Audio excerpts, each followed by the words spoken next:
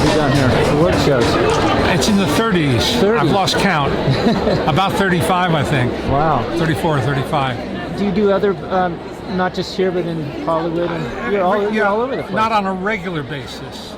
This is the one, and then they attach my name to this one, so I've got to show up. Yeah. How did you start in the business? Oh, I've been since as a teenager.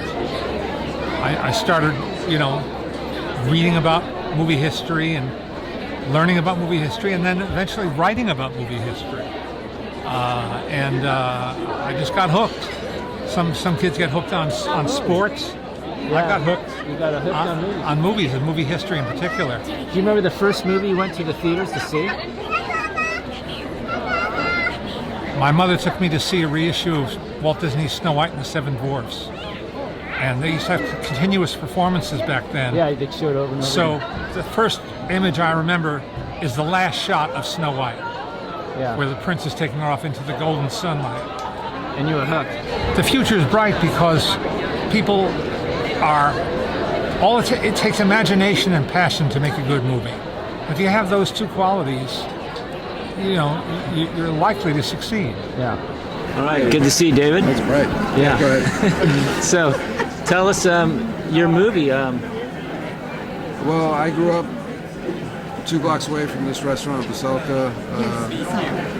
My grandfather's from Kiev, was from Kiev, in Ukraine. And when I was told the story by Michael Fiore, who made this film, that Veselka was active in lending support to Ukraine during the Russian aggression against Ukraine, I thought, let me lend all I did was lend my voice. They did all the hard work. Oh, wow. I mean, I have books, I have music, I have movies, TV, a lot of stuff. But there'll come a time where I'll talk about it when it's right. Got it. Okay.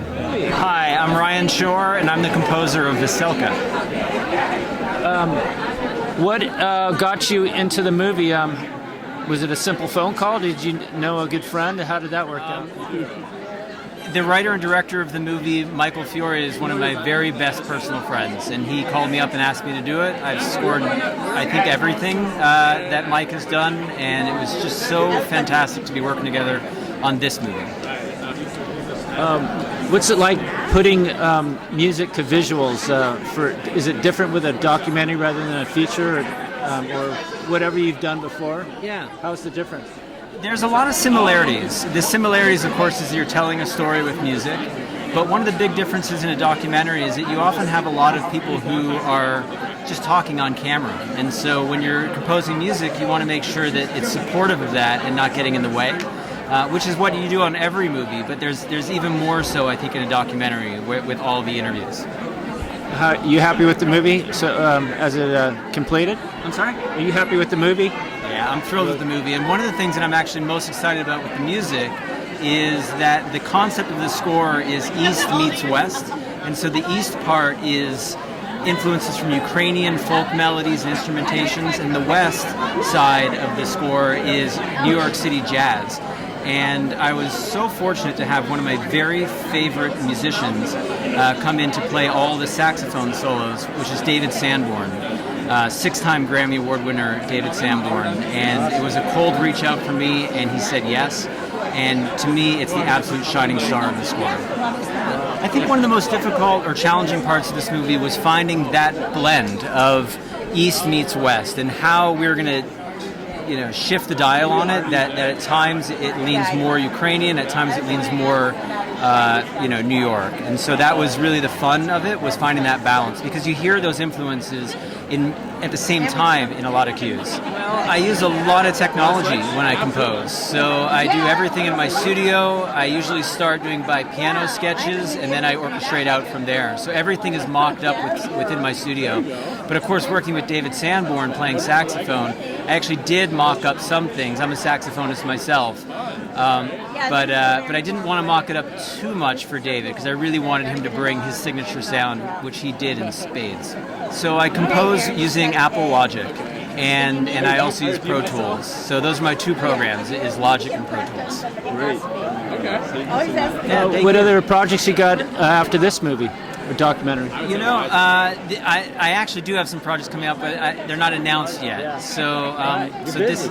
I'm busy, yeah. Good So for this you. is the one that I'm talking about right now. All right. Yeah. Thanks, Ryan. Yeah. All right. Thank you. And we have a film called Sludge, which is about PFAS chemicals, or otherwise known as forever chemicals, that are poisoning land, livestock, agriculture, not only in this country but around the world. What was there like a moment that got your attention that stood out for this movie? Yeah, I mean, I think any time there's a moment when you see people being harmed by anything, your heart and your mind just goes, we have to say something. We have to do something. And so for us in the documentary realm, it was, well, let's make a film, and that's what we did. Great. Is this a grand opening for you guys? It is, yeah. So we have the world premiere here, which we're thrilled about, and Santa Barbara is one of the greatest film festivals on the planet. So we're just delighted to be here. And where else? Any festivals in the Yeah, works? so we Santa Fe. We're looking at others. We've been accepted to some others, but we have to stay somewhat quiet about it until it's all official. Any leads on distribution?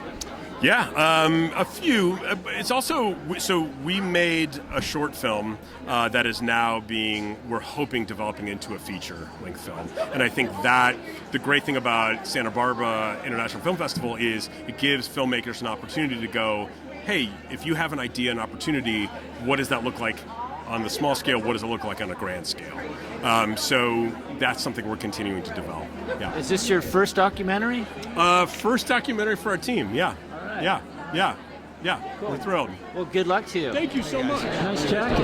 How you doing? Yeah, that's Only good. one question and then so we have to keep going. I love that you say nice jacket. It is a nice jacket. Let me tell you something. I did the intro to the 100th running of the Indy 500. And it was like a 4-minute monologue walking around the track. Izod at the time was sponsoring the Indy 500. And so Izod came out with this jacket for I noticed that. Indy. Yeah. And they're like, and they had me wear it during the shoot. So when the shoot was over, they're like, so you done with the jacket? And I'm like, no, I'm not done with the jacket. The jacket is going in my suitcase, honey. It's awesome. My good friends Nick Wright and James Woods, they wrote and directed this. I worked with those guys. I met those guys when they wrote the last Independence Day Resurgence. And I spent 4 or 5 months with them in New Mexico working on that. And after we left there, I'm like, okay, I met 2 more friends for the rest of my life. And so when they called me about this, and they were like, we got this film, French Girl, and we got this role you want to play, and you think you'll do it? And I'm like, stop, shut up. And of course I'm going to do it. I love these guys. Can't wait to see it. You know. Yeah, French Girl's got to be a good movie. A name like that. No, but like a third of the movie is in French. I didn't need to. I didn't need to really. Thanks for watching filmfestivals.com.